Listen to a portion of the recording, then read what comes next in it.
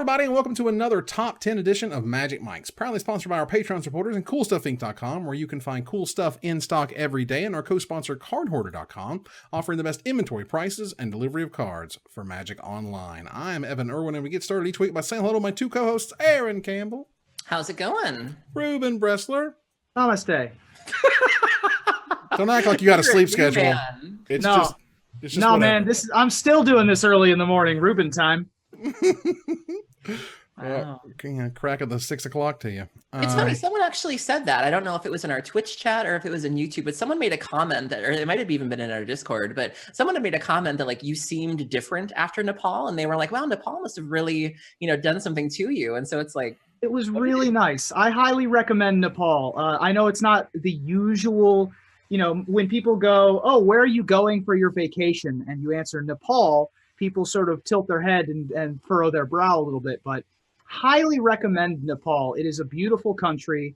It is a developing country, so you have to be prepared for all that entails, unpaved roads and awkward bathroom accommodations and things like that. But it is absolutely gorgeous. I highly recommend it. You got to see the Himalayas once in your life, at least. Mm-hmm. You think you see tall mountains, and then there are taller mountains behind that. And it's just something, it's wild. And I really enjoyed it there. And I had a good time with my family. So I definitely do feel recharged. I don't know if that makes my aura glow to our YouTube viewers. But... Fair enough. All right. Well, we also begin with our choice of top comment from the last show when we did this a few weeks ago in a segment we call Honorable Mention, where Ruben will tell us who was the most luxuriant and letting us know what card we did not choose as one of our top 10 MTG treats. Ruben? Well, I'll tell you who else's aura was glowing was J5 Wyvern over on the Reddit, who writes, "As I looked at the title for the episode and heard what the criteria was for inclusions, my mind immediately jumped to one card. I was shocked, especially from Aaron, that Marchesa the Black Rose didn't appear on the list. While not only a very interesting and unique Grixis commander, I can't help but think of a previous Magic Mike's episode when I think of this card, which is best summed up with a quote from Evan. 'I love you so much, I'm gonna put my face in the soup,' referring, of course, to MJ Scott's Marchesa cosplay, where her husband cosplayed the man in the soup. Shout out to Hackworth, of course, as the man in the soup. I like that comment a lot, and it's the honorable mention. Marchesa the Black Rose is surprisingly difficult to build around. Like I'm not a deck builder, so a lot of my commander decks come from online. I'm a filthy commander net decker, and a lot of the decks that I've seen on Tapped Out, for some reason, the ones involving Marchesa the Black Rose involve stealing, which you would think I wouldn't look at her and imagine stealing being sort of the theme there. But a lot of the decks that I see have to do with copying and stealing things, which isn't really my jam. So that's one of those commanders that I'm always kind of keeping an eye out for. And if somebody happens to send me a version that I really like, I'll build it in a heartbeat. But I haven't liked a lot of the lists I've seen. For those who don't know, which included me, I couldn't remember exactly what Marchesa the Black Rose did, but it was from Commander 2017. It's a Grixis mana, red, black, blue, and a generic. So 4 mana for a 4/4 legendary human wizard with Dethrone. Whenever this creature attacks the player with the most life or tied for the most life, put a +1/+1 counter on it. Other creatures you control have Dethrone, and whenever a creature you control with a +1/+1 counter on it dies, return that card to the battlefield under your control at the beginning of the next end step. So they just live forever.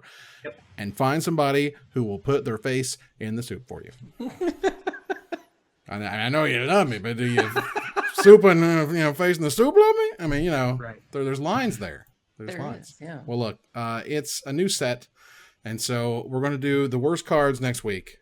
But we got to talk about Ultimate Masters. It's the Master set we've all been waiting for. It's the Master set that hasn't sucked like the last two. It's the one where Wizards had to be like, all right, we're going out on top. We're going to do something different, but just take it. Just here's everything. I'm now upset that the previous one wasn't called Penultimate Masters and that this one was called Ultimate Masters. But okay. All right. Really clever naming if this is the last Masters set. I mean, yeah. And again, I have my theory, but we'll see what happens. Sure. That said, it looks like Aaron's going to feel a little bit like me and Roops on these top 10 shows. I'm getting it out of the way early, so I'll let you guys, you guys can have the spotlight for a little while. That's fine. I'll get it back. We can feel ourselves for a little while before you join in. It's true. It's true. Whole bunch of hires. We'll see how they go. But let's go ahead and get started here with our number 10. Ruben, what's your number 10? My number 10, I mean, I got to stay on brand, right? Like, how am I going to have Lava Spike not be on my list? Come on. Of course it's going to be on my list. Now, I will agree with you Spike's my on number something. 10. That Lava Spike art is sweet. It's gorgeous new art and hilarious flavor text. So Lava Spike is a 1 red mana arcane sorcery, now an uncommon in Ultimate Masters, after having previously been common in Modern Masters and Champions of Kamigawa. It deals 3 damage to target player or planeswalker, first time with the new text. It's not the most subtle incantation, but it gets the point across. Oh. Hey yo, high fives, right? Because it's a spike, and you get the point. And the guy with the point and it does the thing in his face. Okay. And it's a spike of lava that goes right through his skull. Definitely a needed reprint. It's been a common that was printed twice, and they're still like $4 a piece. So getting a reprint as an uncommon in another master set, definitely adding more into the marketplace, having the new phraseology of or planeswalker with the new set symbol, with the new art, with the new flavor text, definitely deserving of a spot in my top 10.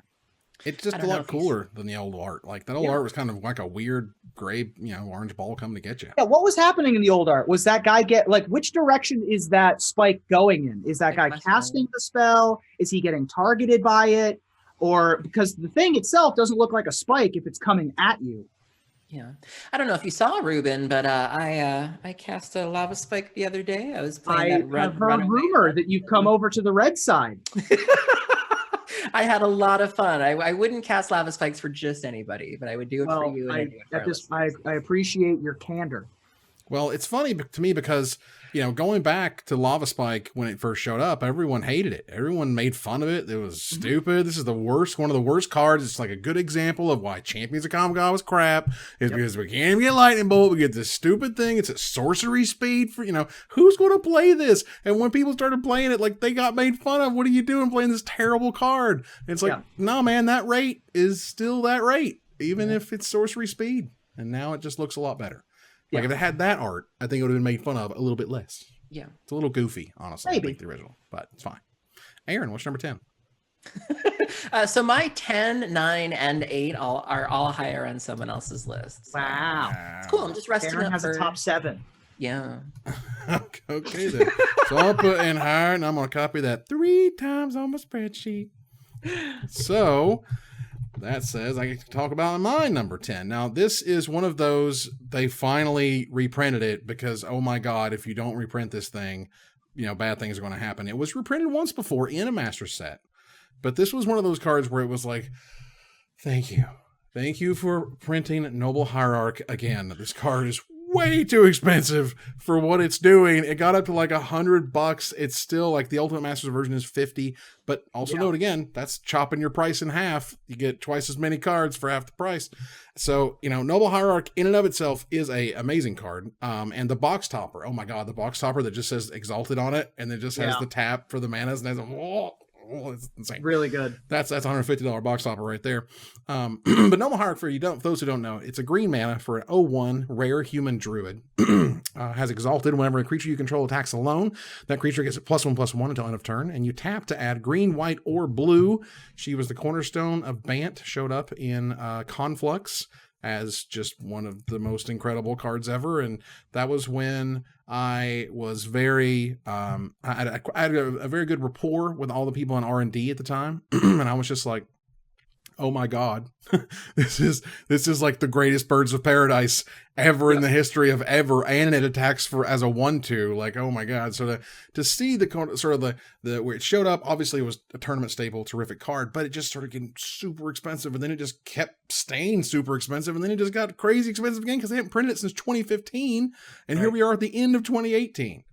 Yeah, it's a staple of the modern infect decks. Obviously, it's used to give the infect creatures exalted and make them bigger, which is sort of the goal. But if push comes to shove, I've seen many infect players put all those pump spells on a Noble Hierarch and just waste you with normal damage. Get through that mediocre beats. Yeah, now we're seeing it as a part of the humans decks because that mana base is shaky as hell. And so you need, Noble Hierarch to get you through. And so it's just been a staple of so many modern decks for as far back as I can remember. And you just can't reprint them enough. It's ridiculous. Was it GP Charlotte was the Noble Hierarch playmat and sleeves? Yeah, I had that one. Nice. Yeah. And so, this was back when GPs didn't cost $1 million.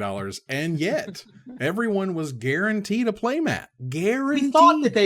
We thought that GPs cost $1 million back then. Still, we were like, unbelievable, these $50 GPs. If you want to see a hilarious sort of do-it-yourself cosplay, MJ Scott did an article for Gathering Magic, nay, coolstuffinc.com, where she basically took like an old sweatsuit and turned it into Noble Hierarch. She took sweatpants, put it on her head, and convincingly made the veil of Noble Hierarch in a way that only MJ Scott can. And so I can't look at Noble Hierarch without thinking of MJ and having pants on her head, because that was brilliant. Nice. Yeah, and we had a cosplayer at the event that was dressed up as Noble Hierarch. It was fantastic. So yeah, the Noble Hierarch has its own kind of not hierarchy, it's ridiculous. It has its own kind of legacy at this point, if you will. Yeah. But great to see it back. And it also has the same art. I think it's actually really telling when they don't change the art, from the original. Well, what was it, an RPTK promo that they changed the art? Did they? Was it? There was a Magic Online promo where they changed Magic the Online art. promo. Yeah, so I don't think they've ever printed anything. Oh, you're correct. It's a Pro Tour promo. Oh. I'm wrong. Wow. Okay. Well, there you go. So there was one by Matt Stewart. Yeah, but then they went back to the original. Then you go right back. They didn't keep that one. So that's important. Let's move on here to number 9. Aaron, I know you don't have one, but rub it in, why don't you? But Ruben, you got one, bro? I do, and this one's the theme of this is we needed reprints, right? We needed this card to come back. It was originally printed in 2008. And hadn't seen a reprint until 2018. Now it was just a common, and now it's an uncommon. But we really needed more devoted druids in the world. We were running out of them. It's a staple of some modern archetypes. It's a staple of some pauper archetypes, and we needed more devoted druids. And now we finally have them in Ultimate Masters. Devoted Druid is a colorless and a green, originally from the Shadowmoor expansion. It's an 0/2 elf druid. Tap, add a green. No more mana pool business like they did back in Shadowmoor. Just add a green. And it also has the ability to put a -1/-1 counter on Devoted Druid, untap Devoted Druid. Of course, this is part of the Vizier of Remedies combo or the Malira combo in those collected company decks to be able to produce infinite green mana or an arbitrarily large amount of green mana. And is just by itself just a great card. Even if it's your only play, it gets you to 5 mana on turn 3. Not a ton of creatures will be able to do that for you, so it's even good in cube when you don't even have the other piece of the combo. Was creeping up towards $5 until this one was reprinted. Now I think they're settling around $2, maybe $3 a piece. Still a pretty good value uncommon for your Masters set. I mean, yeah, this and the combo with Vizier steered modern elves into green-white territory. Elves has remained pretty versatile in that, a lot of the times it's just sort of a mono-green stompy deck, but, depending on the metagame, it might go like green-black if they're looking for more disruption, like if they need a lot of discard or they need a lot of, removal spells or graveyard, hate or things like that. But this really steered green-white elves into green-white territory. And so you started seeing, green-white elves, you started seeing them run Rest in Pieces, you started seeing them, running all of these things, and this was the card that had the power to do that. It's just unreasonable. It makes too much mana. It just, even when it came out in Shadowmoor, it was like, what are you doing? Like R&D was having this weird crisis of like, well, I guess everything has to cost 1 million mana because you can make 5 on turn 3. So Cloud Thresher now has 4 green mana symbols because screw you guys. That's why. Like I remember I was at an open back in February and I didn't know that Elves was going green-white. I didn't know that this had happened. And I was playing Dredge, of course. And so I Thoughtseize them because Thoughtseize is actually quite good against the Cocos. Or no, I'd Collective Brutality them because it was good against the Dork or whatever. And I see a Settle the Wreckage. And I'm like, this is Elves, right? This is an open. We're at the top tables, right? And he's like, yeah, that's what we're doing now. And I was like, thanks, Devoted Druid. Card's not reasonable. That's the White Door and all the nonsense came out. Amazing. And there's a bunch of cards like that in the set, like from Shadowmoor and Lorwyn and whatnot, where you're just like, they didn't reprint that, and it's how much again? Yep. Just for a common, But it's great. Well, my number 9 here is one of those where I'm just like, I still can't look. I got a box up in the closet. I literally ran into it like the other day. I was looking for something. I ran into Divine versus Demonic. I have Divine and Demonic, then the dual decks in their original deck boxes, just hanging out in the closet as they do. And I'm like, Demonic Tutor's a $50 card? Wow. Are you serious? I've got like $50 hanging up there doing nothing. It's an uncommon, quote unquote. And I just did not see that coming. And Devoted Druid also has this incredible new artwork that they got from Ixalan, which looks like fan freaking tastic. And you know, it's a $26 rare regardless. And this card just has the value always, just like Soul Ring. No matter how many times they print that card, it's just going to have value. Well, yeah. Demonic Tutor showed up all the way from the beginning of Magic. It's a black and a generic mana for a sorcery that says search your library for a card, put that card into your hand, then shuffle your library. It is the most powerful, it is the best, it is the original, it is the OG, and thank God it's not on the reserve list. Also, Band and Legacy got early Magic into trouble. Sorry. Yeah. I'm sorry. Band and Legacy, restricted in Vintage, staple in Vintage. If you remember, this card actually caused a lot of controversy when it first came out, because for a while there in those older sets, there were lots of sort of demonic, satanic references, and you literally had this horned demon with a symbol carved in its forehead and this volcano and this hideous looking book. And so this was a card that got a lot of parents freaked out back in the day of that game as devil worship. And if you even go back and watch Unsolved Mysteries, there is an episode in Unsolved Mysteries where they loosely allude to the fact that a double murder might have happened because they played Magic. And so there was a time where Magic was seen as a bad influence, and this card was one of the reasons why.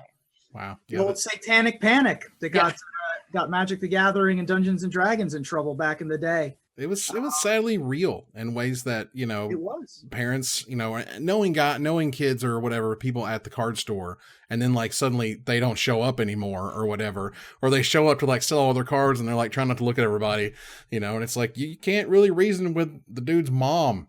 It's like, sorry. Exactly right. Moms are like, no thanks, Demonic Tutor. And like, all right. So they originally got rid of all kinds of pentagrams and stuff out of things.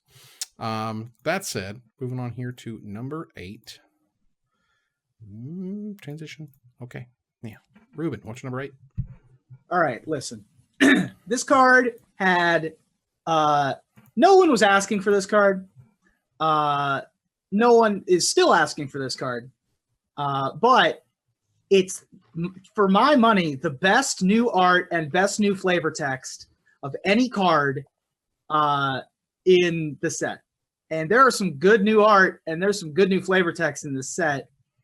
But nothing beats Patchwork Gnomes. Oh my God. It is spectacular. All right. Patchwork Gnomes, originally an uncommon in both Tempest and Odyssey. And the Odyssey art is also spectacular. The Tempest art's fine.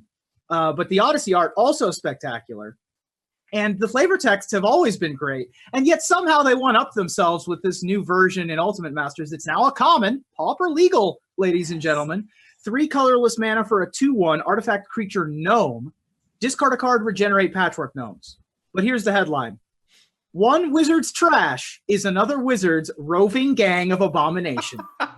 And just the most spectacular, gross Patchwork Gnomes it's just spectacular. I love it. So I just smile whenever I see this card. Yeah, the first 2 pieces of art for Odyssey and Tempest, they look kind of fun and almost adorable, but these are creepy and they're still kind of cute while they're creepy. Yeah. And I've been seeing, I'm under the impression this is more of a newer artist, like we haven't seen too much from him yet. And yes. I do believe that he recently auctioned off the artwork for it, and rightfully so. It's a great piece. And I really hope that we see more of him because this art was very impressive. And I was like, oh, that is adorable and weird, and I love it. It's just so much fun. They seem to, whenever they get the gnomes, for whatever the gnome cards are, like they just crank up the fun and kind of the whimsy almost. Yeah, these are kind of horrifying in many ways, but in other ways it's like what I found in my kitchen. It's like random pots and pans and stuff just kind of stuck together wherever it needs to be. They're roving gang of abominations. Yeah. This is Philip Burrabin, who also did the new Tarmogoyf art in this new set. Ooh, very nice. This reminds me of the Erzatz gnomes, if you remember from Mirage a little bit. Just sort of the, again, kind of creepy, but also still kind of cute. And I like when art kind of balances the two. Yeah, and they just don't really go near the bottle gnome. Are there any gnomes these days? Yeah, they did get near bottle gnomes, I think, in the Commander anthology. Okay, sure. They just don't really make them anymore. They don't really do gnomes too much. We had By Gnome Means as our preview card from Unstable. but that's the closest that they've gotten is in an unset. And so, yeah, more gnomes, Wizards. Take it where you can get it. Well, look, this next card is another one of those that's, first of all, it's been reprinted like a million times now, yet it's still worth money. And for the first time, it's got brand new artwork, even though it's reprinted, 7 times. First new artwork, and it's so cool and it's so neat, and the card's so good. Like, this card is fantastic. There's a reason it's worth like $3 no matter how many times they reprint it, because if you're playing a deck that has green mana in it, you have a hard time saying no to Kodama's Reach. Sometimes it just goes all the way up in the air. It's all the way up to come get you.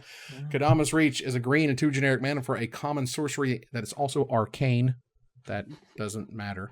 Search your library for up to 2 basic land cards. Reveal those cards. Put one on the battlefield tapped and the other into your hand. Then shuffle your library. So it is the green divination of sorts to go find land, accelerate you, put something into your hand. Very important.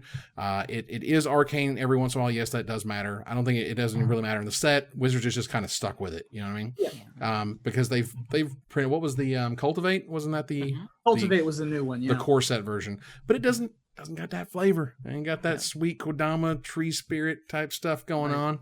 And I miss Kamigawa. Please bring back Kamigawa and make it not suck. Thanks. Yeah, big fan of this card.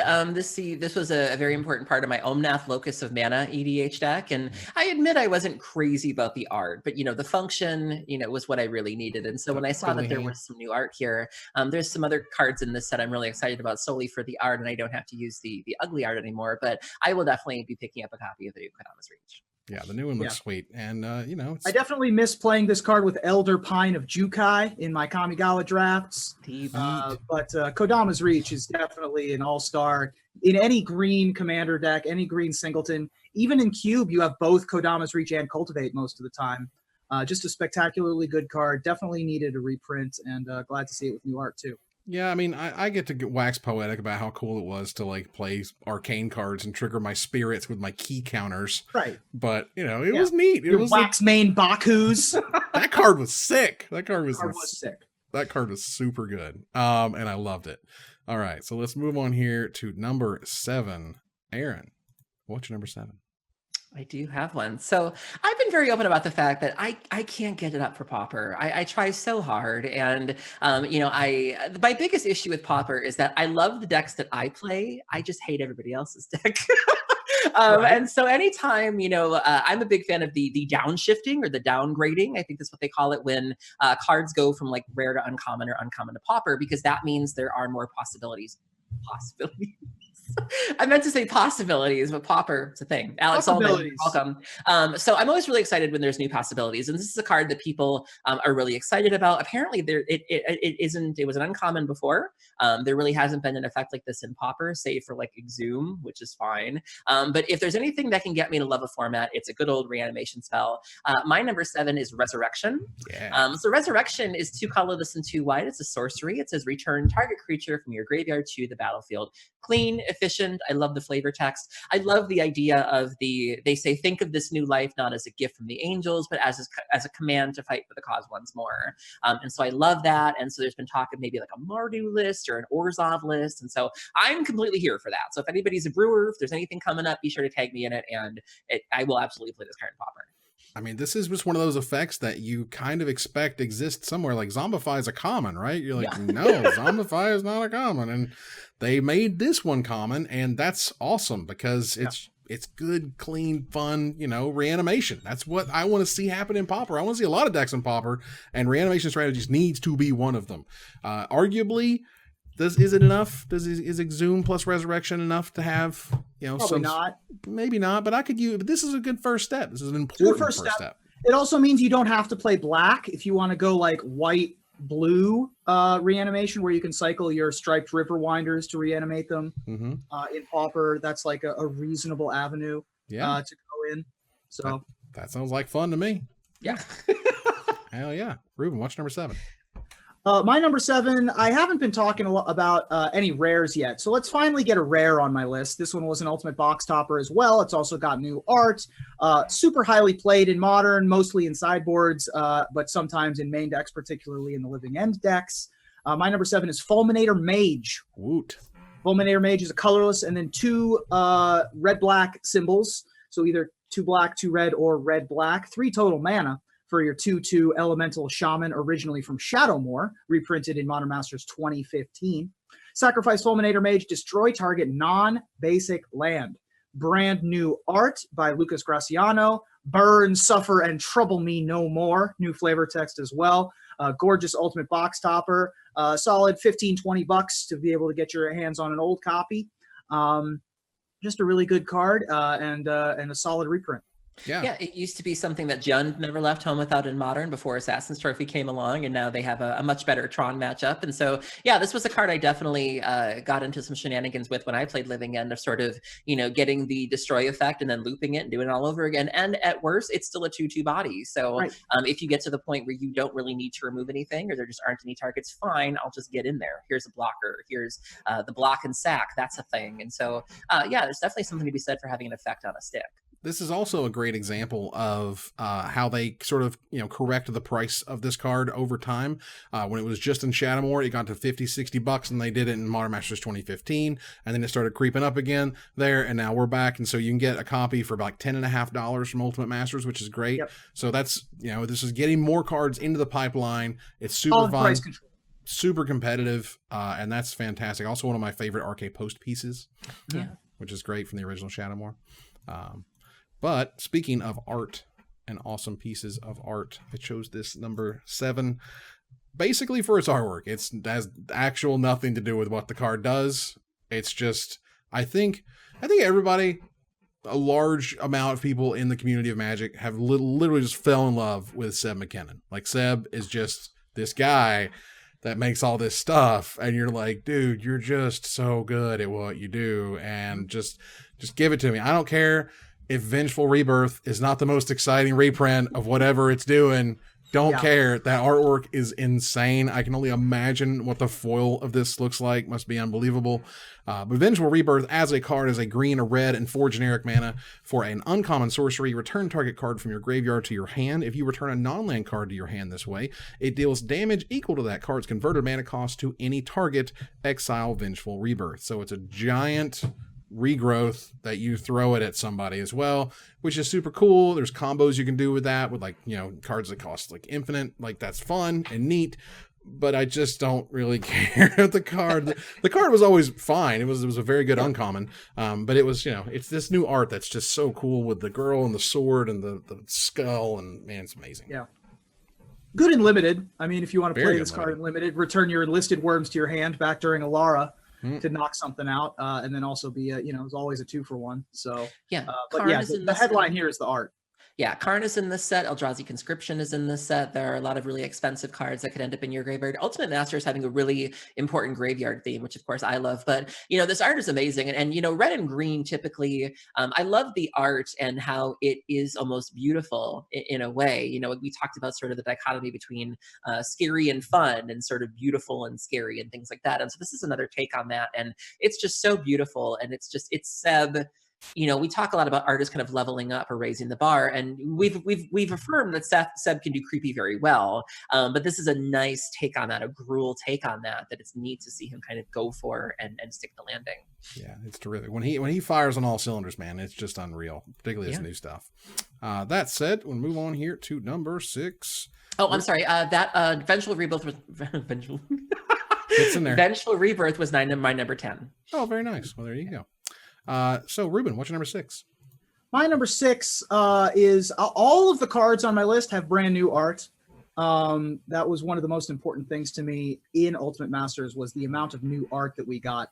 My number 6 also is an Ultimate box topper, and one of the premier Ultimate box toppers. You can get one for about $175 according to my sources here. Normal copies are about $30 these days. Banned in Modern, a powerhouse in Legacy. My number 6 is Dark Depths. Dark Depths is the only legendary snow land, originally from the Cold Snap expansion, and of course from the Vault lore as well. Dark Depths enters the battlefield with 10 ice counters on it. Who doesn't love ice counters? Colorless, remove an ice counter from Dark Depths. How many people have activated that ability? I have. When Dark Been Depths there. has no ice counters on it, sacrifice it. If you do, create a legendary 2020 black avatar creature token with flying and indestructible named Merit Lage. And guess what? We have a Merit Lage token available in the set as well.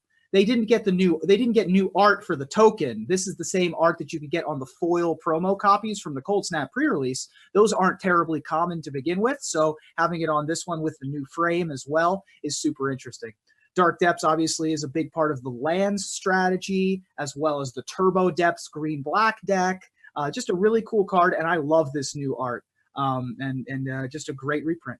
Yeah, the art is really sort of a different perspective. You know, if you look at the original Dark Depths, it's sort of looking at from the top down. So you're seeing the person on the ice. You can clearly see that Merit Lage is under the ice, but this is from her perspective, where you're looking at it from underneath, where it's reversed. She's under the water. She sees somebody on top, but she can't clearly make them out. And so that's a really neat twist on this card.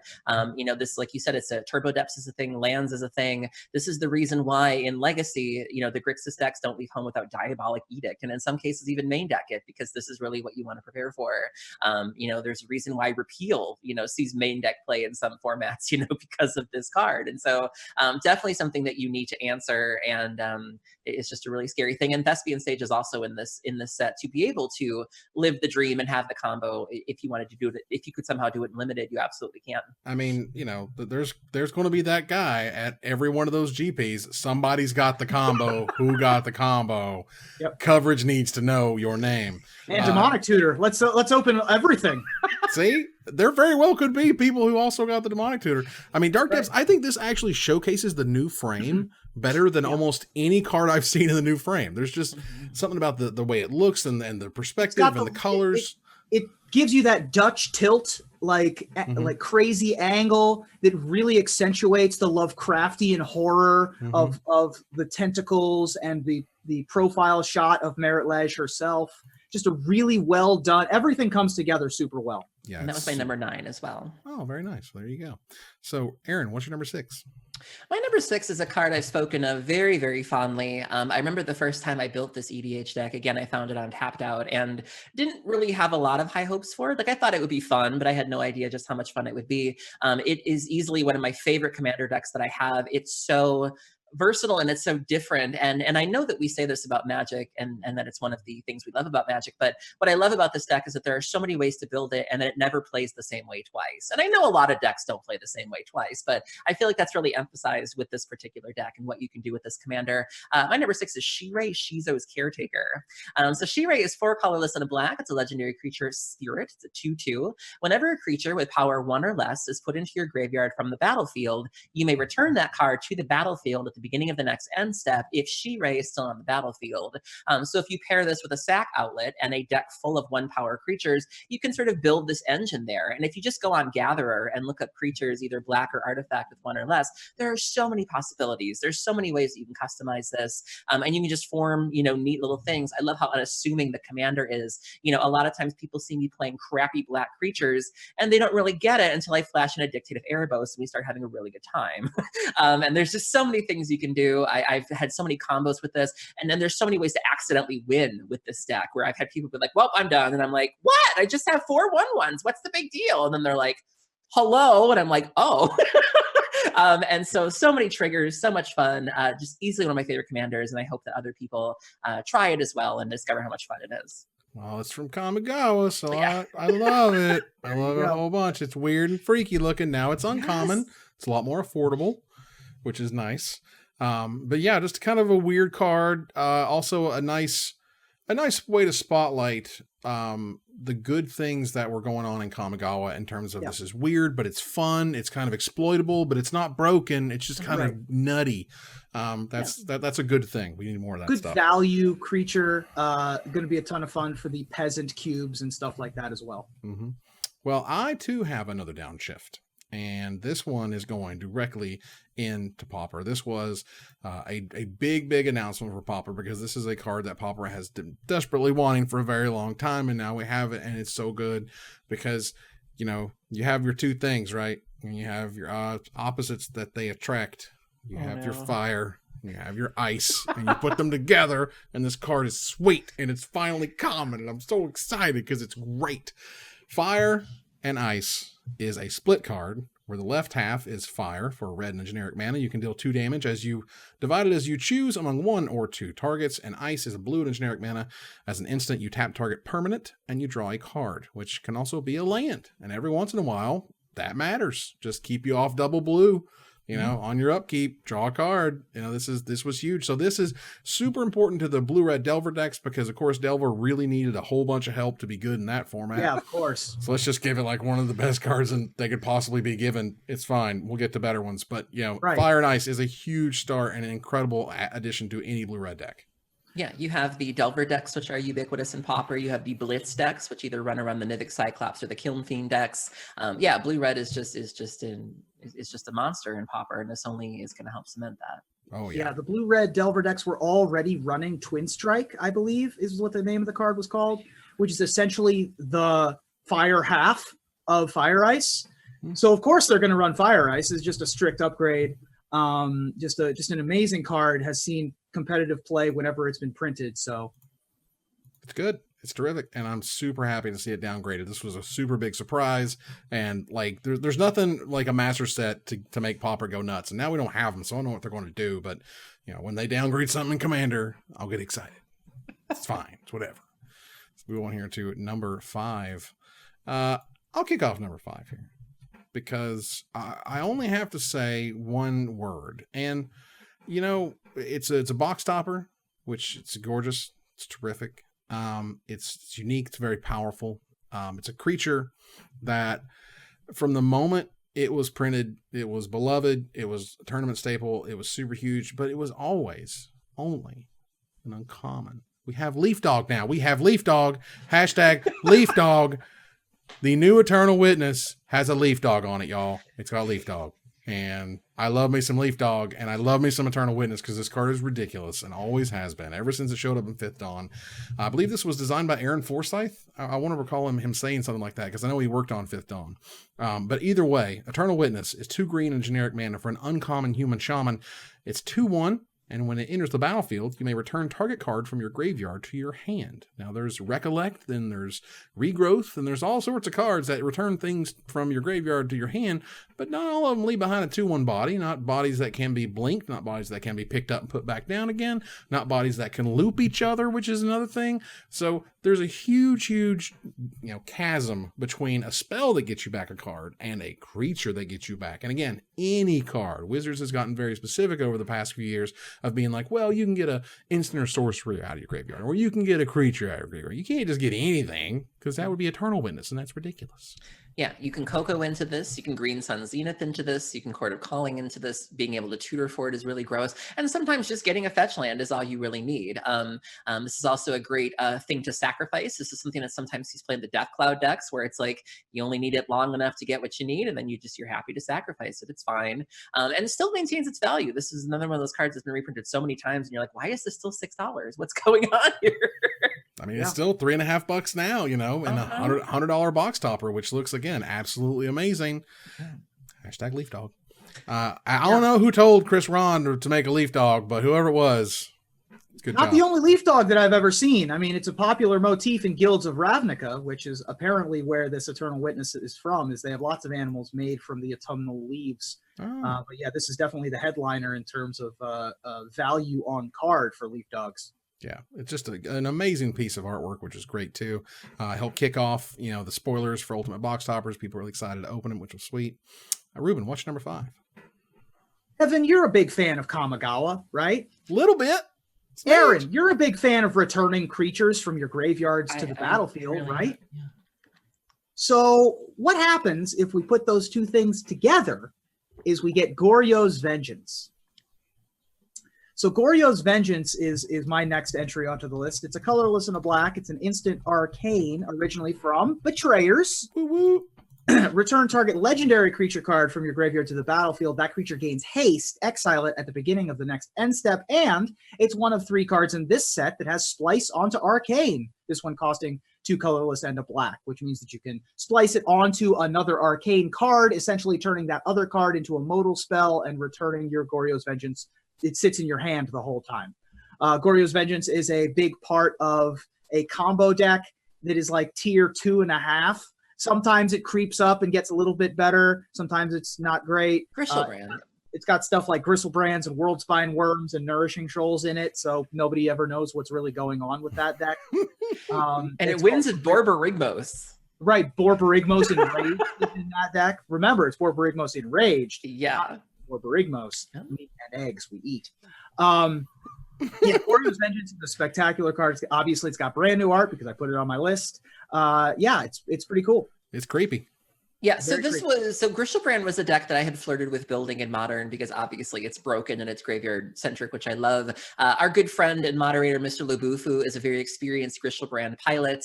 I remember he took me through a league or two on my stream with it, and is the first person who has ever made me hard cast a Simian Spirit Guide like a monster. I love hard casting Simian Spirit Guide. I still get chills just thinking about it. But the card is great and was surprisingly expensive for a really long time, upwards of $40 a piece. And I was just like, I love the deck. I've got the Grizzlebrands. I have a lot of the other things, but I don't really love it enough to spend $160 on a playset. And so there is a possibility that this makes it more affordable. And this is another one of those cards that, like, there was just kind of a level of goofy hanging around Magic at the time that they hadn't shaken off all the goof yet. And so, like, if you look at the original, it's kind of ridiculous and weird and silly. I like it though. And then also just the card itself. You see people sometimes do things with Obsidian, all sorts of weirdness, just the things that people do. It just screams broken, and I love it. Yeah, I honestly think this card took longer to take off than I was expecting this card to be huge almost from the get-go in terms of Modern, because if it's so powerful and it gets back any legendary creature, like, it's insane.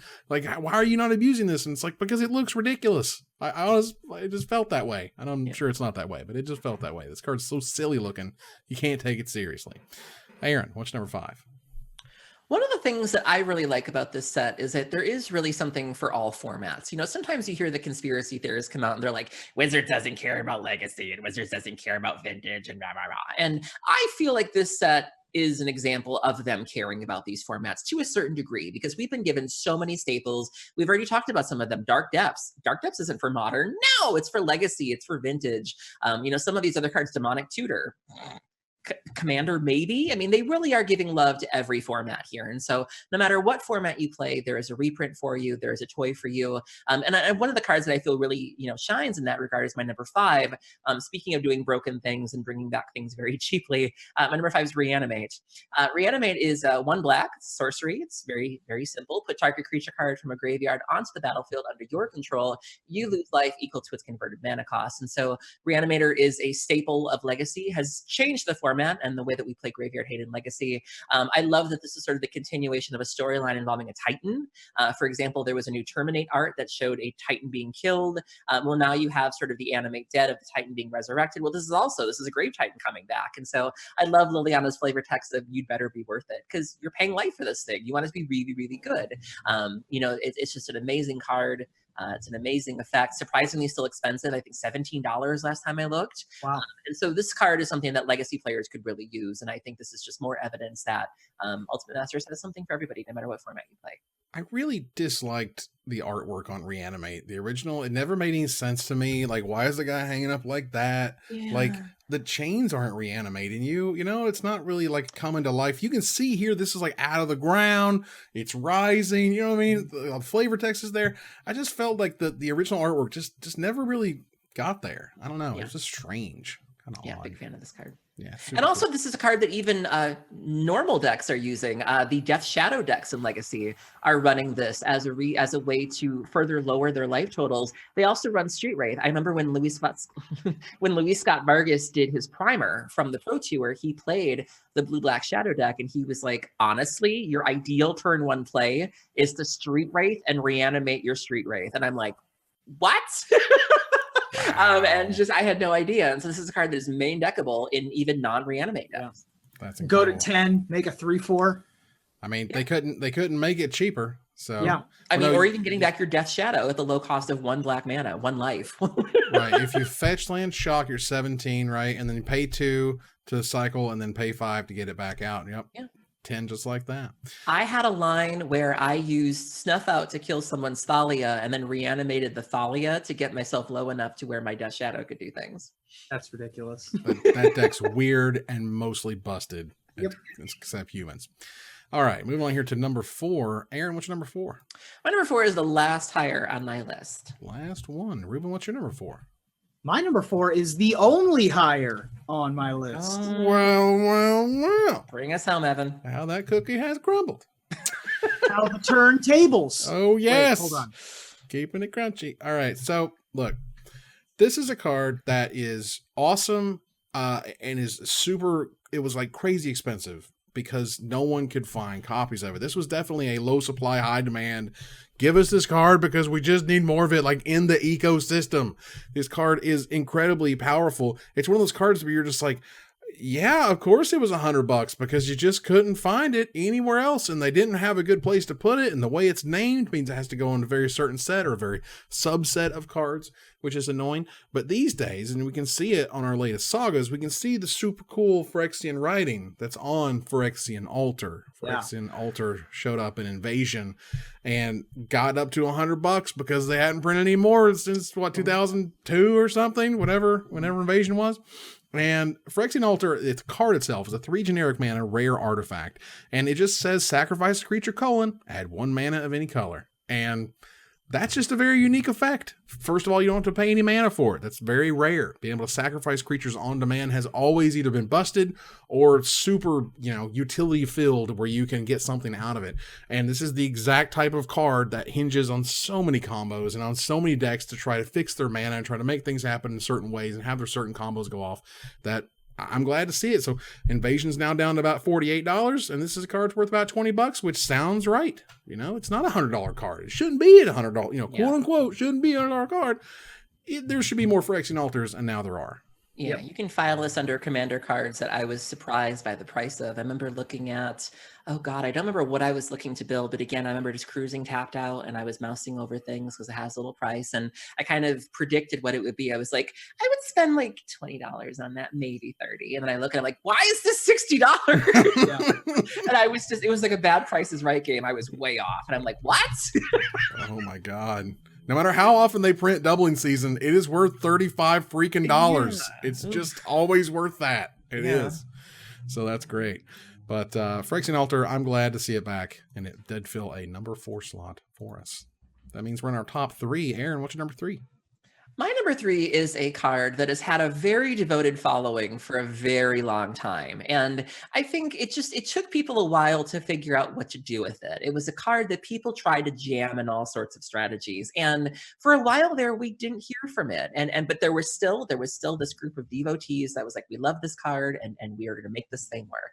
And cut to this year, I believe it was this year, we started seeing murmurings of what was lovingly called Bridgevine.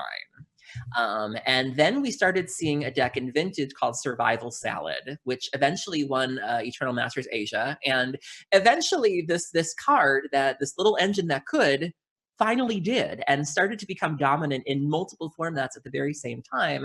And now it's been reprinted because, again, it hadn't been for a while and we really needed it. My number 3 is Vengevine. So Vengevine is 2 colorless and 2 green. It's a creature type elemental, 4/3 with haste. Whenever you cast a spell, if it's the second creature spell you cast this turn, you may return Vengevine from your graveyard to the battlefield. And so Bridgevine became a thing in Modern where you were able to pair this with 0 casting cost creatures like Walking Ballista. And if you happen to get bridge triggers in the process, so much the better to get your Vengevine back. And that was really the start of sort of the hollow 1 decks that we now know and love. And then in Vintage, you had this paired with Basking Rootwalla and Bazaar of Baghdad and Hollow 1. And I have had some really gross starts with this of like, here's 3 Vengevine on turn 1. Go. And so I'm so glad that the card has finally found a home and in multiple formats, no less. It really has been a long time coming and at perfect time to get to reprint this. There's clearly an audience for this. Oh, it was getting into the $80-$100 crazy range. And this is a card that was early in the lifespan of Mythic Rares, showing up in Rise of the Eldrazi. And it's one of those cards that you don't play, 2 of this card. You play 4 or you play 0. You're the Vengevine deck or you're not the Vengevine deck. I have to tell a fun story about this card involving our friend Allie Medwin, who we know and love from Wizards. Allie Steele now, because she just got married. I'll never forget when I went to Tifa and Mike Robles' wedding. I remember I saw that Allie had a play set of these and I asked her if I could borrow them. And then I remember asking her when she'd want them back. And she goes, I'll take them back whenever you decide to stop playing bad cards. I was like, I hate you, but I love you. And I took the cards. Yeah, this card is terrific. And Vengevine honestly kind of fell off the radar for a while. I mean, yeah, it was busted in survival because survival of the fittest is a broken magic card. But like once survival kind of got banned, it's just sort of crickets for a while. And then finally everyone was like, wait a minute, Vengevine's ridiculous. And then Vengevine just sees infinite play now. Yeah. And that's great. Have you decided to stop playing bad cards yet? I sure haven't. I turned down playing a Black Lotus and a Mox at EW because they were too good. It was like, I can play the best cards of all time, or I can play Fate Stitcher. Girls gotta choose. All right. Ruben, what's your number 3? You know, there are some characters that become introduced in flavor text and in the Magic story that people get obsessed with. Fabolthup is obviously the poster child. Recently, we had Mr. Lost Spoons. But another one is a little old goblin named Breeches, who was a gunner on the ship Belligerent in the Ixalan story, and has finally made his flavor text debut in a little old magic card called Gamble, that I'm a big fan of, that is in Ultimate Masters. Stuff and sundries and munitions, says Breeches, gunner of the Belligerent, and Gamble is a card that is near and dear to my heart to begin with. 1 red mana sorcery, search your library for a card, put that card into your hand, discard a card at random, then shuffle your library. Gamble has been a popular card and a staple of Standard and Extended and Legacy ever since it was first printed in Urza's Saga. I played 4 copies of Gamble in the deck that I had the best Grand Prix performance of my life at Grand Prix Chicago in 2007, when I played Painter Servant Grindstone with 4 copies of Gamble in that. Brand new art, brand new flavor text, and brand new Breeches. I love how it's in all caps. Stuff and sundries and munitions. Hi, y'all. He's Yeah, awesome. Gamble's a very important part of the lands deck because you're probably fine with if you happen to lose the roll or you happen to lose the gamble and the card you need is going to the graveyard. Well, odds are it's probably a land anyways, which you're just going to get back from Life from the Loam. Or you can grab Life from the Loam, and then if you happen to pitch it, you just dredge it back anyways. And so you're playing a deck where there's specifically no downside, as opposed to normally people will be like, that's a bit of a risk. And you're like, not in that deck, it's not. And so beautiful card, yeah. It is the missing red tutor from the cycle of Worldly Tutor, Enlightened Tutor, Mystical Tutor, and of course Vampiric Tutor. They didn't print a red one at all, and Gamble is the version of that. It's a great way to think of how goblins work. They'll take the gamble, and maybe they'll lose exactly what they're looking for. Absolutely, it's fine. My number 3 is probably going to cause something to be banned in Pauper. This card is not, it's not that the card itself is that bad. It's always the interactions, right? It's always X plus Y equals, oh my God, what did you do? You did it wrong. We're hurting now. There's much sadness because let me tell you about the first card. First card is Gush. Now Gush has been banned and unbanned and rebanned and restricted, and now it's banned again in Legacy. It's legal in Pauper. I don't expect it to be legal in Pauper very much longer. What are they faking? Yeah. This is weird. It freaks me out. Okay, but Gush is a blue and 4 generic mana for a common instant that says, don't worry about that 4 generic, blue and 4 generic mana. Ain't nobody paying that casting cost. You return 2 islands you control to their hand instead of paying Gush's mana cost, and then you draw 2 cards. Remember, this is at instant speed. And remember, Stephen Menendian has written an entire book about Gush. Yep. People wrote a book about this card, okay? Yeah. Now, they decided to, first of all, Donato Giancola doing the artwork for this. Yeah, for this is just amazing. The artwork is brilliant. But they downgraded to common a free counterspell. Not just any free counterspell, but foil. For 2 blue and 2 generic mana that you're never going to pay, it is an instant that is common now. You may discard an island card and another card rather than pay this spell's mana cost. Weird. It's almost like you just picked up 2 islands with Gush. And then the only other thing it does is counter target spell. Now, how in the world would you have a card that you draw cards with for free and another counter spell that you play for free not somehow completely warp the format? This is, everyone's just like holding on because they don't know. This is, look, Peregrine Drake is busted. It was busted. We knew it was busted when they gave it to us in Pauper. We tried to tell them, look, this is cute, but you're going to break this thing wide open. And by God, it broke it wide open. It was just a bunch of Peregrine Drake decks. I'm telling you, Foil and Gush is not going to be the combo that gets people into Pauper. It's going to be the combo that gets them out of it. You know that Alex Ullman is like laying under his bed, like just peering out from underneath, just waiting for the monsters to come. I'll have you know, fun fact, I actually tested Foil in Legacy Dredge for like a week. There was a young man named Michael Keller, who's been a longtime Dredge player, who had suggested that we play it. And I'll never forget catching my Storm opponent off guard, where he's going off, he's going all in, he does the crack, and he tries to cast ad nauseum. And I was like, Foil? And he was like, why are you running islands? Like, what's going on? And I was like, I just remember that feeling of them just being like, okay. Wow. Yeah, it's incredible. Again, just the idea that I'm like, you saw this, right? You know this is the thing, and this is also what happens with Wizards.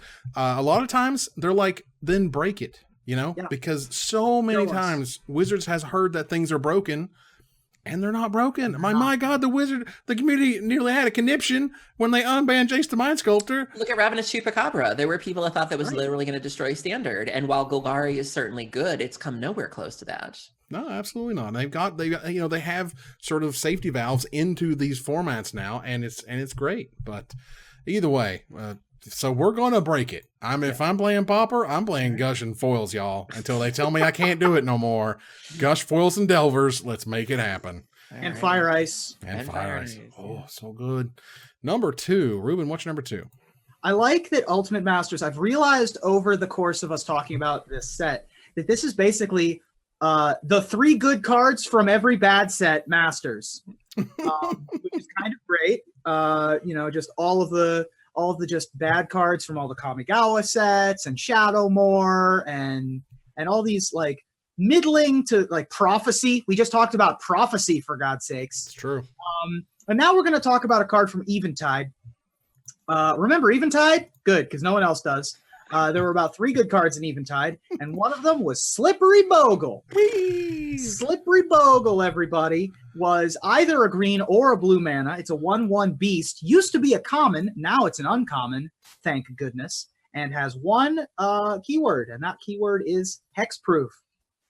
Brand new art, adorable art of this Bogle eating a fish, and also a very helpful flavor text that helps you pronounce Bogle correctly. Ogle the Bogle or Goggle the Boggle. Doesn't matter. You weren't going to catch it anyway. So it's Slippery Bogle. Ogle the Bogle or Goggle the Boggle. Slippery Bogle. I'm Team Bogle. Yeah, somebody on Twitter made a really great comment about this. They were like, this set is basically dual decks Maria Bartholdi versus Erin Campbell, because she loves her some Bogles. And you have cards like Daybreak Coronet, you have all these auras, and you have Me with the Dead Things. And we both thought that was very, very amusing. Absolutely. I mean, this card is its own archetype. This is a nice poster child for... Hexproof wasn't that great of a gameplay idea in terms of, interaction with your opponent and having any. The fact that there's still Hexproof in Standard right now and that they have to create solutions like Settle the Wreckage and whatnot to try to get around it. And I mean, I've played silly green decks where I just slam down a Carnage Tyrant and then put I'm fine with Hexproof on big giant 6 mana things because it's an investment. On 1 mana 1/1s, it's a problem. Yeah, because it just doesn't scale correctly with all the cards that work with it, essentially. Incorrectly as in, like, it does exactly what you want. You want the creature out first, and then you want to play your best turn 2 enchantment, best turn 3 enchantment, and it just works that way. So, yeah, they went too far, but we're kind of stuck with it. And we still can't catch it. Yep. Just like it says. So, Aaron, what's your number 2? My number 2, so one of the nice things about being sort of an archetype, master, if you will, sort of like Brian Kibler or Jadine Klum-Herons, is that, when you play your deck, when you play the same deck all the time, eventually the wheel spins back around and your deck becomes good again. And so, for a while there, Dredge really wasn't seeing a lot of play. I had bought a lot of my staples early on, back when it was Zombie Loam, and then eventually, Prized Amalgam comes out and Cathartic Reunion comes out, and you're like, oh my God, my deck is good. And then, Troll gets banned, no one really really talks about us for a while, and then Creeping Chill comes out, and suddenly Dredge is the #1 deck on Magic Online again. And again, your deck becomes good. Those Bridge from Belows that you were holding turn into $50 cards. You know, Leyline of the Void is a $60 card because you have to fight these decks. And so, you know, it does feel really nice when it kind of comes around like, oh my God, my deck is good. And so no card really exemplifies this in my #2. This is a card that Jeremy Noel from Star City Games lovingly tagged me in, and I had to politely inform him that I don't like foils. And I was worried because I thought the set was just an all foil, kind of like a From the Vault deal. And I was like, here's this card that I really like. I don't really want foils. Tag me when it's non-foil. And then thank God they announced that, you know, it's going to be a non-foil set. And so very interested in this card. This card is the backbone of Modern Dredge. This card is also a staple of Legacy Lands. And I choose Life from the Loam. So Life from the Loam is 1 colorless and a green. It's a sorcery. Return up to 3 target land cards from your graveyard to your hand. And then of course, Dredge 3. Just a fantastic card. You know, it allows you to hard cast your spells. I have hard cast a Creeping Chill. Which feels great. It allows you to, if you're playing lands, you know, obviously if you're gambling away what you have, it's fine. You'll get it back. The downside also doesn't matter in lands because if you're milling lands, well, that's what you want to be targeting with your Life from the Loam anyways. If they happen to deal with your Merit Lage or your Thespian Stage, you'll just bring it back and do it again. And so the card is very powerful. It has inevitability. $30 a pop right now. I got them for 10 when nobody wanted them. And now look at me, I'm doing MTG Finance. And so the card is great. The art is great. Obviously, you can't replace Therese Nielsen, but this is a very good start and very good card. We need more of this. Yeah, this card's sweet. And again, another one of those where it's nice to say, look, it was a $50 to $60 card. These days, you can get an Ultimate Masters one for about $15, $16, or you even go back to Ravnica for like $25. This is the card where I read it, and then I reread it, and then I read what Dredge did, and I was like, hold on, let me make sure this works the way I think it does. And then I looked at Sensei's Divine Top, and I looked at Life from the Loam spoiler, and I called my best friend, and I said, oh my God, let me tell you what this card is and how it works. Oh my God, it's incredible. Oh my God. So literally, like just 10 minutes of just gushing about how Life from the Loam was going to be unbelievable, and it was great. Didn't get great until much later, I think. But man, at the time, it was like, what? There's like, you're sort of drawing cards, but you're not, but you can look at stuff, but it's getting back to stuff that's milling away. Oh my God. I went nuts over this card. This card was great. I loved it. It was sweet. Life from the Loam's great. Mm-hmm. Oh man. So let's talk about my #2. My #2 is up here because it has a first. I enjoy firsts. I enjoy doing things no one else has done before, or seeing things as they debut for the first time ever. So this isn't necessarily new artwork. And Wizards has actually, well, new artwork for paper. But it's not new artwork in general. It's showed up online before. However, this is a card, and one of those cards that I was just like, wait a minute, how much is it worth again? Yeah, because this card was fine back in the day. It was fine. It's okay. But now it's like $100 from Unlimited and $30 from 5th edition. And I'm just like, seriously, guys? But we have Ultimate Masters, which has an Ultimate Box Topper version of this. They've bumped it on up into Mythic because this Mythic foil is going to be worth a brojillion amount of dollars right now. $191 Box Topper, a $32 card. And first time in regular non-masterpiece foil is Mana Vault. Mana Vault is a 1 generic mana artifact that does not untap during your untap step. At the beginning of your upkeep, you may pay 4 generic mana if you do untap it. At the beginning of your draw step, if it's tapped, it deals 1 damage to you, and it taps to add 3 Wingdings, 3 colorless mana. And this card is incredibly powerful. It's easily pickable early in cubes. Now, I saw it's like the Mana Vault card itself, back when I learned how to play Magic, was just nothing special. It was just fine. It was okay. No one really played with it. It was kind of cute. It was neat. Like, I guess, but it's just going to ping you all the time if you try to use it. So it was more or less kind of shunned. And when I came back to Magic, no one, of course, was talking about that card because it was forever old. And then by the time it kind of got kicked up again, I was just like, wait a minute, what? And then like Commander just took that card and ran with it, obviously. So now the card's worth $1 million. And so they can make it a mythic and make it pay off as a mythic box topper, which is great because again, there are no foils. There were no foils from 5th edition. So, and it hasn't been printed in anything else except that Kaladesh Invention, which again, they ain't make any more of those things. So, right. So this is a great first and it's a really cool card. It's a really exciting card, super powerful, bunch of formats, cubes. You know, EDH, go nuts. Yeah, this is a card that I have had the pleasure of watching people die to their own mana crypts. It feels amazing. I came very close to getting the achievement for someone dying to their own mana vault. I had somebody down to one, and I was like, do it. And they were like, I'll pay the four. I'm like, damn it. But one day I will do that. I will achieve that. Very nice. Yeah, this is one of those cards that gives you that kind of story. I have killed someone with a mana crypt. I've killed multiple people with mana crypts. I love it. It makes me happy. This is a smaller version of that. So let's turn the corner here to number one, numero uno. Aaron, what's your number one Ultimate Masters card? I won't cry tonight. I've already fulfilled my quota of crying on a show. I'm not going to do it again today, but I was very happy to see this card. You know, I lovingly like to talk about the people who tag me in spoilers and preview cards, and usually it's with anything graveyard related. They're like, Aaron, this card costs 8 and does nothing. It has graveyard in it. I'm like, no, thank you. We don't want this. And so, but then those are usually the cards I can see a mile away. Those are the cards that I will see being previewed somewhere else, and I'm like, someone's gonna tag me in this. And then there are the ones that sneak up on me.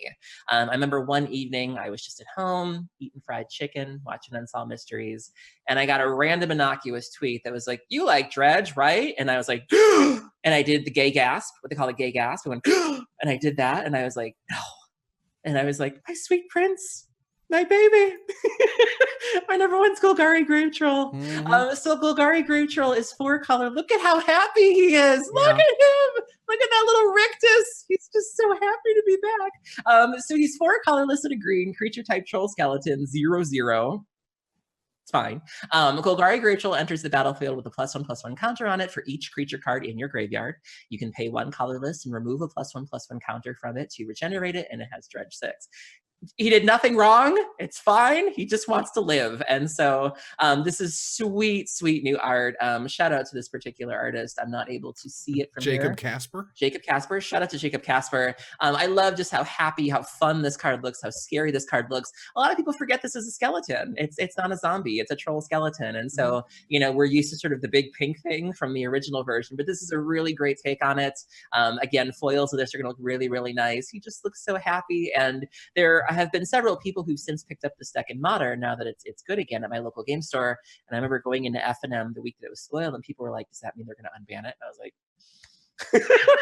I wish. Unlikely. They did it once, and that was, again, that's one of those things where Wizards is like, well, if it's so busted, go oh god.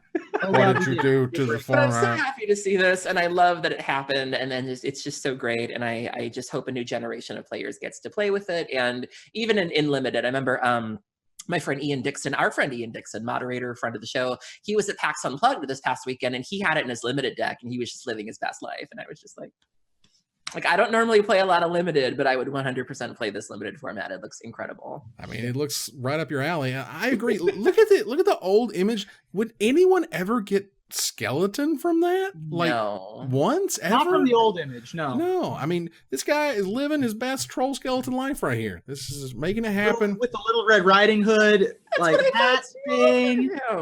He looks like he's dressed up for Halloween. He's spectacular. Where's the party? Where is the party? Golgari Grave Troll, bring that party. Let me tell you. Ruben, what's your number one? As first reported here on this here top 10, there are only 3 cards in the set that have Splice. I already went through Goryo's Vengeance. They did print Desperate Ritual with an adorable Aki Goblin who's living his best life. Aha, lava! I love it! But, that is not my number one. My number one is the culmination of art, of needing to be reprinted, of lore, unfortunately no room for flavor text, but of Ultimate Box Topper and everything coming together. We finally have Nahiri summoning Emrakul through the breach. Yeah. Holy crap. 4 colorless and a red, instant arcane. You may put a creature card from your hand onto the battlefield. That creature gains haste. Sacrifice that creature at the beginning of the next end step. Splice onto arcane, 2 colorless, red. Art by Randy Vargas, who also did the Goryo's Vengeance art. Just really good with the purple, shadowy, foreboding, Nice. creepy art that's going on.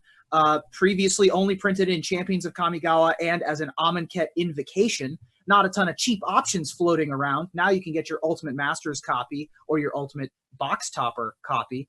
And really just the most lore-centric combination of things coming together, as of course Nahiri the Harbinger was the harbinger of Emrakul, and we see that moment coming together on this art. Just love everything about what happened with this copy of Through the Breach. Yeah, this was another reason why the Grishel brand deck was so expensive. You know, you were paying $40 a piece for that and paying $50 a pop for your Through the Breaches. And so this art is breathtaking. I remember the first time I saw this. This reminds me a lot of the kaiju, or sort of those Japanese big Titan movies where something's coming out of the water, Power Rangers coming out of the earth, and having this thing just sort of coming out of mana. You see sort of the mana almost flowing off of it, drifting off of it, and just this art is just ridiculous. I remember the first time I saw this, and you have the little Nahiri, the scope of it. I still look at this and I just oh, it's so good. It's just so just powerful. Again, you go back and you look at the Champions of Gama thing, and it's like the guy's just having a bad day, and he had to climb in through the bathroom window because he left his door locked. You know, whatever. It's ridiculous. And this is just I am summoning the greatest creature to ever have lived. That's what you want to feel when you see this thing and holding the sword up. It's just seeing a Planeswalker Ultimate. That's what this is. That's what it shows you. And this is my Through the Breach from Champions is what is that, a Maw Core? I don't even. It's like a 3/3 flyer. It's bad. Get the Amonkhet Invocation version. All right, we've stepped up to the Locust God. That's decent. Now we've got Emrakul coming through. Well, through the power of deduction, I believe that you both have the same number 4. Because both your number 4 has not been said yet. Is that correct? Well, here's a card. Shows up and just is not reprinted. It sees play, and it just is not reprinted. There have been multiple modern master sets that they didn't even call masters anymore, and you're like, okay, you made Eternal Masters, clearly you're going to put it in this one, and then they don't. And then M25, you're like, okay, great, you found an outlet, and they're like, no, we had to make it terrible. But for this one, not only was it an ungodly needed reprint, because it just shouldn't be $100, but it was. And this one was how they capped off the spoiler season. And I love that. Wizards, you didn't screw it up. And I love that. They got to the super big announcements at the start and super big announcements at the end to end spoiler season, essentially, with Back to Basics. Not only Back to Basics, but Back to Basics by Therese Nielsen, which looks great. It was a desperately needed reprint for a card that wasn't that highly sought. You just only had 12 on the planet these days. So $100 for this thing is ridiculous. It's $30 now, which is basically reasonable for the card in terms of, its panache and, it's sort of what the market will bear in terms of why it's $30-something, which is fine. But yeah, this is a card that you needed it. Everyone was super excited. People were hitting the bullhorns when they saw Back to Basics. Seeing a lot of play in Legacy. Legacy is famously a greedy format with people running, every dual land and all sorts of fetches. And so if you happen to be one of the rare decks that's running multiple basics, like Blue-White Miracles is, you're totally fine with this. And so this card is ridiculous. This was the other shoe that I was waiting to drop. We'd been burned a couple times by previous master sets. And I remember seeing the Life from the Loam, seeing the Through the Breach and going, yeah, that's cute. Where's the Tree of Redemption? When does the bad part come in? And then I remember this got leaked and I was like, or this got spoiled. And I was like,